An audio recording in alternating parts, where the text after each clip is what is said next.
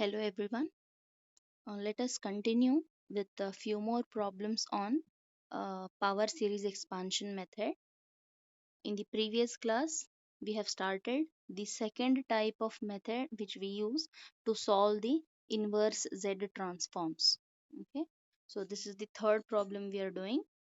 If you just glance over the previous two problems, we have already seen how to go for a division method and comparing the final quotient value with your series x of z expansion. Comparing the coefficients, we will get the inverse z transform, that is x of n. And if the ROC is greater or less, what should be the order of your the way we use this x by y.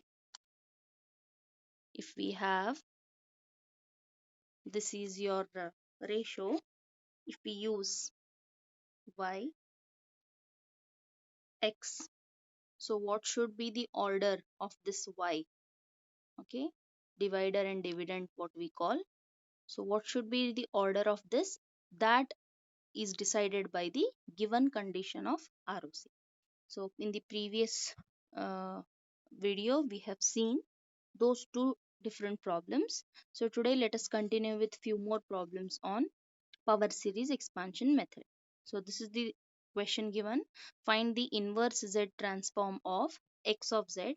X of z given is this, z square into one bracket, second bracket, and the third bracket. Okay. So obviously now we are dealing with the power series expansion, means we have to compare the coefficients and get the terms.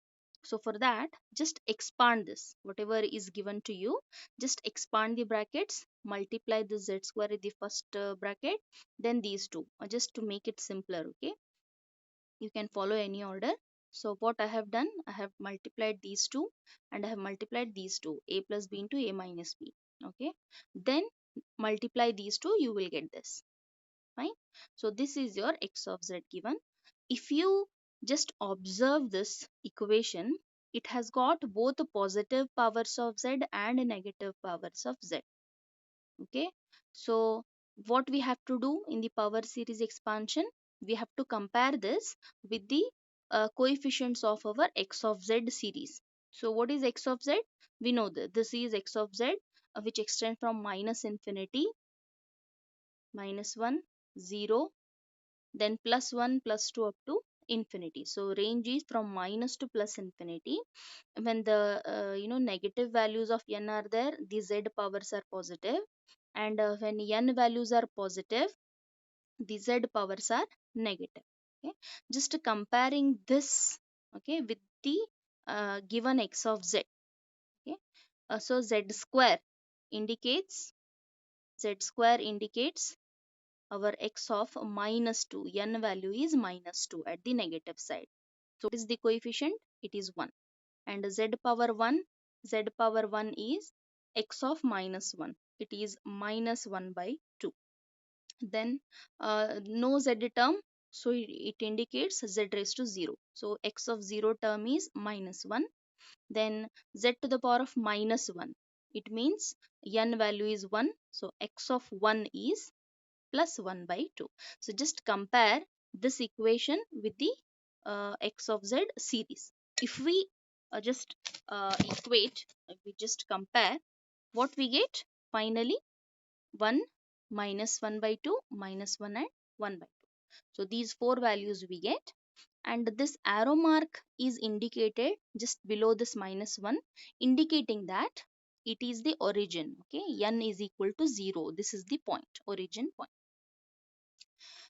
We can write alternatively this particular answer in this way also. How? X of n is equal to,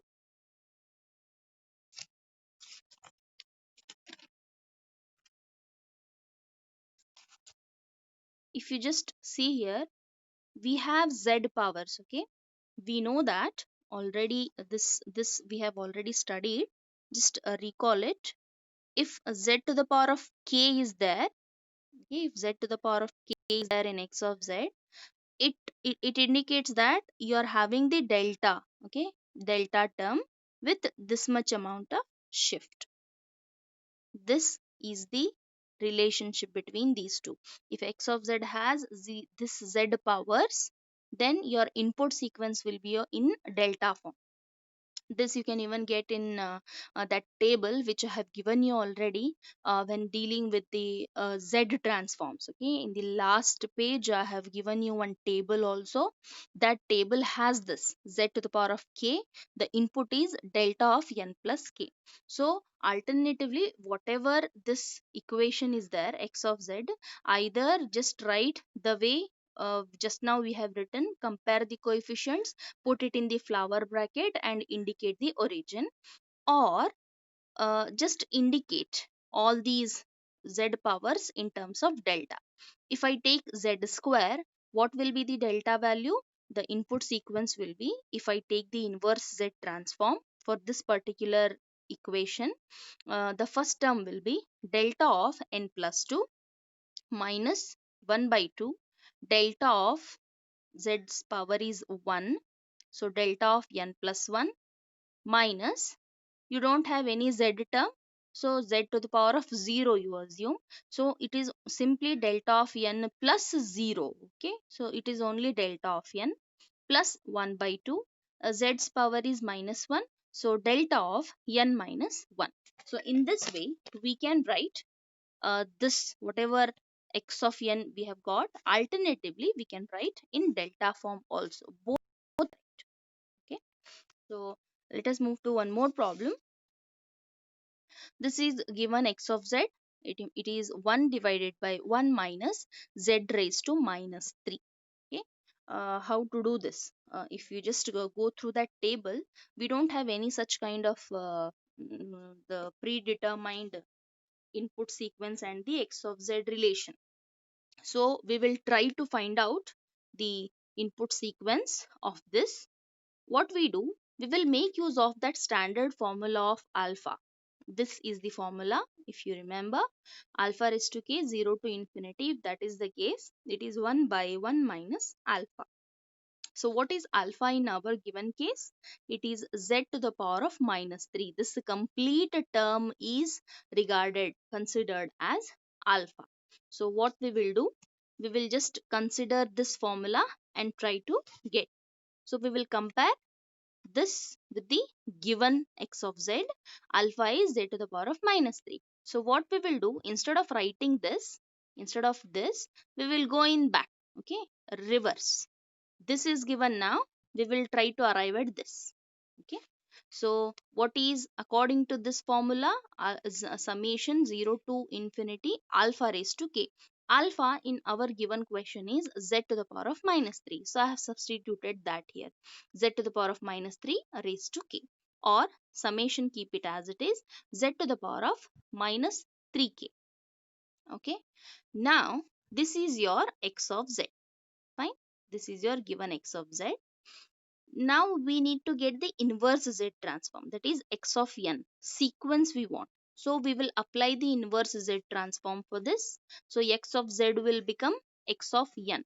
Okay, x of z will become x of n, that I will show you.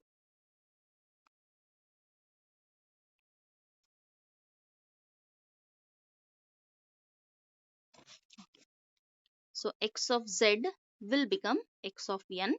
So x of n will be summation as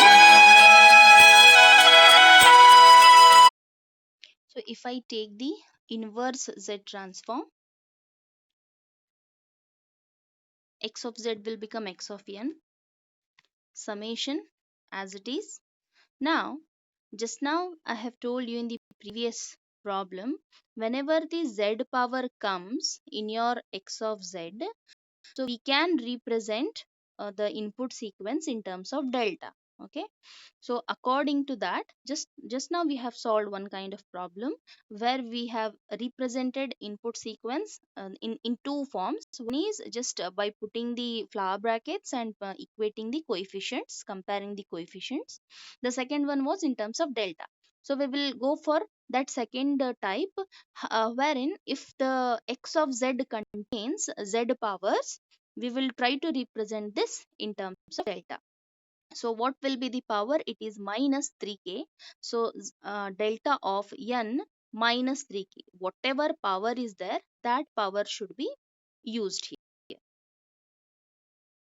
So for this particular problem, when x of z is given by 1 by 1 minus z raised to minus 3, when this is the term, we have used this formula 1 by 1 minus alpha. We have got from RHS to LHS, and we have replaced alpha by z to the power of minus 3.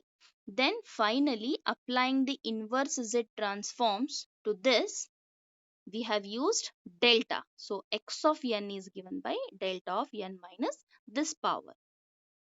Okay. Now coming to one more problem. So this is the given x of z. If you just see, the range is limited 5 to 10. So some 6 samples are there.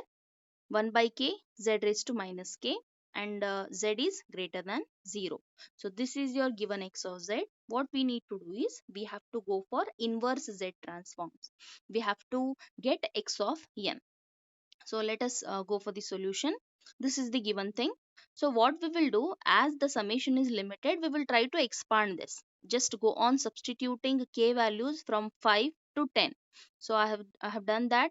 5 z raised to minus 5 plus 1 by 6 z raised to minus 6, 1 by 7 z raised to minus 7, 1 by 8, 1 by 9, and 1 by 10. So I have substituted k values from 5 to 10. So I have got 6 terms. 1, 2, 3, 4, 5, 6. 6 terms. This expansion x of z has got 6 terms. Now what to do? We have to go for inverse z transform. If I apply the inverse z transform, x of z will become x of n. Okay. Then 1 by 5 as it is. So whenever z power is involved, we can apply that delta formula. Okay. Z raised to minus 5 indicates z to the delta of n minus 5. Whatever power is there, that term is the shift amount. Plus 1 by 6 delta of n minus 6 plus 1 by 7 delta of n minus 7 plus 1 by 8 delta of n minus 8 plus 1 by 9 delta of n minus 9 plus 1 by 10 delta of n minus 10. So totally 6 terms are there in x of n also. Okay. So this itself is your inverse z transform. We can stop here itself, or as the given question is in this summation form, we can try to represent this 6 terms answer in this summation form only. How to do that? If you just observe, from 5 to 10 the range is there even in x of n also. Okay, in the given question also the range is from this range is from 5 to 10. So even x of n, finally if you just see 1, 2, 3, 4, 5, 6, 6 terms are there, and values are 5, 6, 7, 8, 9, 10. So 5 to 10. So what I'll do, instead of taking that, I will simply take one summation with 5 to 10 range. Okay. And if you observe, in each 1 divided by that k term is common. 1 by 1 by 1 by. So I will just put that as 1 divided by k in general. K varies from 5 to 10. So if you just substitute this back, we will get this. Okay. 1 by 5, 1 by 6. Just go on putting k values, we will get this back. And every term has delta term. Delta n minus, delta n minus. All shifts are there, and those shifts values are your k only. If k is 5, shift is 5. K is 6, shift is 6. So in general, I can replace all the 6 deltas like this. Delta of n minus k in general. Okay. If you just we will just try this. I will substitute k as 5. Whether we will get this first term, let's see. 1 by 5, yes, delta of n minus 5. So I have got this first term when I substitute k as 5. Plus, if I expand this summation, next is 6. 1 by 6, delta of n minus 6. Likewise, up to 10 you substitute, you will get the 6 terms back. Either you can stop here itself, or as the given question is in some series form, summation form, try to put your answer also in the same form. Okay, so this is as simple as that. Let us move to the next problem. This is the given question. X of z is equal to cos of 2z, and it is given here ROC less than infinity. So let us solve this. Given the x of z is cos 2z, and since it is lesser, so it is a left-handed sequence. Now what we will do again, as we are dealing with the power series expansion, some series will come, right? Comparison, expansion will come. So we have already studied this cos x, sin x, tan x, then log x, e raised to x. All these series we have already seen in mathematics. So we will try to utilize that series. Okay. So we know that the cos x is given by this sequence. I have used here theta. You can use x also, any variable. So cos theta is 1 minus theta square by 2 factorial plus theta raised to 4 by 4 factorial minus theta raised to 6 by 6 factorial. So this is one expansion of cos theta in series form. If you just look at the series, you have alternative positive and negative signs. Then theta has got all even powers, and the denominators are also even of factorials. So this is the cos x series. This it's a standard series which you have already studied in maths.